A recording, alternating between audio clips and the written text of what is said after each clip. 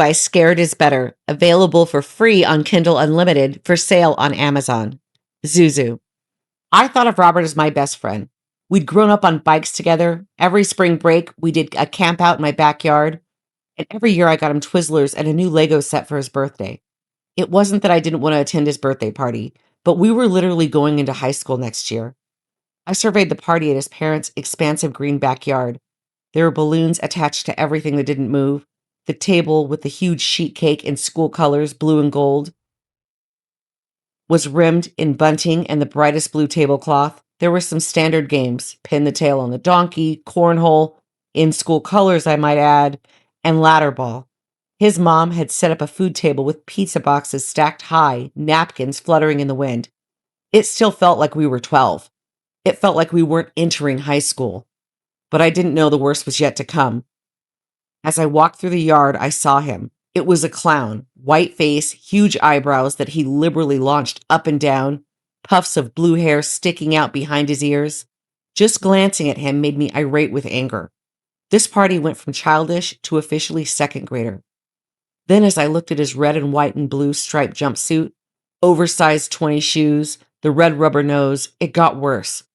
I saw that not only had Robert's mom invited the entire eighth grade, she invited Robert's T-ball team. So there was a small group of high schoolers there. Doubled over with laughter. My skin crawled as I saw them look at me. The accordion clown music was playing on a radio that was just beside the table where the clown had his bucket of limp balloons labeled Zuzu. He jumped from one leg to the other as the circus music doot-doot-dooted behind him. He was one of those silent clowns who let his white-gloved hands emote things like, "I'm listening," or "I'm excited," or to wave you over. He caught sight of me right away and hopped from one foot to the other with joy. I searched for Robert, who looked relatively happy as he played cornhole. There were so many kids that I had to kind of push my way through the crowd. Robert looked at me like he knew I was disgusted by his party. I saw him glance over to his mom, who was busy setting up drink cups and refilling the soda cans in the cooler. "Robert, man," I started. He held up his hands in surrender. "Look, Micah, my mom poured a lot of work into this." "Yeah, and it's making you a laughingstock." Robert wouldn't know these things if I didn't tell him. "Your T-ball team is here, Robert." "Yeah, well, they can have cake and get over it." Robert's voice was steady, which made me more angry. The T-ball high schoolers had moved in closer to get in on the new batch of sodas. They were in Rockland High School baseball tees. They were over the T-ball babyishness too. Two of the guys were laughing as a third guy jumped from one leg to the other, just like the clown. And of course, there was a long-legged high school beauty with them, and as they laughed, she flung her long black hair. "Listen, Micah, my mom worked really hard. If you can't enjoy it, that's on you, man." He shrugged and threw the little sack, missing the cornhole board completely. "And these guys, I don't even worry about them. Next year we can be those guys, but right now, let's eat some pizza, play some games."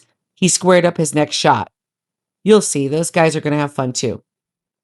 Maybe Robert was right, but I was so done as I looked over at my Minecraft shirt. I felt like a little kid, and maybe I wished my mom went all out for my birthday parties. Maybe I was just feeling the sting of high schoolers' eyes on me. I hated the way Robert was looking at me too. He looked like he was holding in a sigh. Just then, I heard the clip-clop of giant shoes behind me, hopping from one foot to the other, the circus music bouncing behind me. I closed my eyes and I wished myself anywhere but here. Suddenly, I felt a tap on my shoulder and turned to find the clown holding out a red, poorly made balloon dog. The high school girl burst out laughing, her shiny hair shaking. My rage just erupted. "I don't want your stupid dog." He was already pushing it in my hand. I gripped the balloon dog in both hands and ripped it apart. "Nobody wants your stupid dogs," I shouted, feeling guilty as I saw Robert's mom wince. I didn't have time to react to her, because the clown's face became twisted as his lips shot up in a snarl. The white makeup on his face creased into enormous canyons of laugh lines, his blue puff shaking in anger. As he moved toward me, I saw his furry buttons ruffle in the wind. He wasn't jumping from leg to leg anymore. He was stalking like a wolf. His eyes turned black and beady as he began barking at me. I backed up immediately and almost tripped over the cooler of sodas. Suddenly, it wasn't just the high schoolers laughing, it was everyone. I backed up to the door, where it was only the clown in my face, the laughing party behind him as I reached for the doorknob. I felt a cry waiting in my throat as I scrambled to open the door. I was on my bike in a moment, and the tears would not stop running down my face. I went anywhere but home, as my mom would ask me why I wasn't at the party. Every time I thought of the clown barking and laughing, I just wanted to change schools or towns or the entire country. Every time I thought I was getting over it, the music increased in my brain. The sound of those clip clopping shoes haunted my memory. I wished I'd punched him in the face. Anything besides scurrying away. I thought of Robert's mom's hurt face, but I thought of Zuzu's face, that upturned lip and those black eyes. It just made me tear up.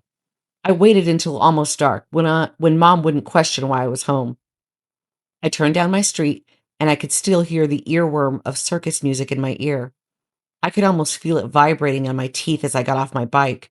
Thankfully, Mom wasn't even home. I retrieved the spare key from under the planter and let myself in.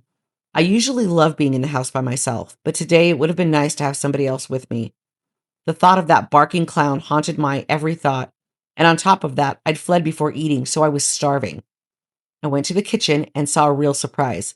My mom had left me a pie which looked like a banana cream pie, my favorite. As I got closer, I realized they were not soft waves in the pie. It was the outline of a face, a perfect skull shape right in the middle of it. I gulped hard, and suddenly I wasn't as hungry as I thought I was. The light in the kitchen was dim. I thought I saw blue hair on our pristine white counter. I grabbed for my phone, wanting to cry again. And tell Mom what? That I felt like a clown had been there? That I tried to ruin Robert's birthday party? That I was laughed out of a kid's birthday party because I tore up a balloon dog? I left the eerie pie and went straight to my room. Some bad days can only be fixed by starting a new day. I went to my room, and now I could really feel the circus music running in my brain.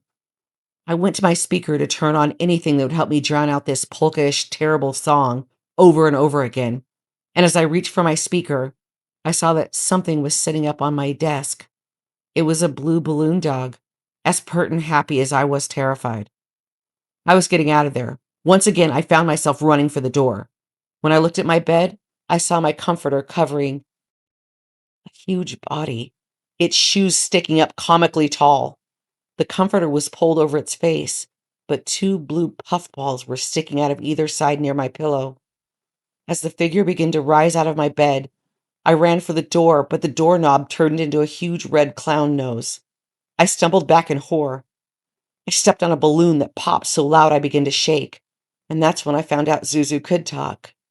I can make balloon animals out of just about anything.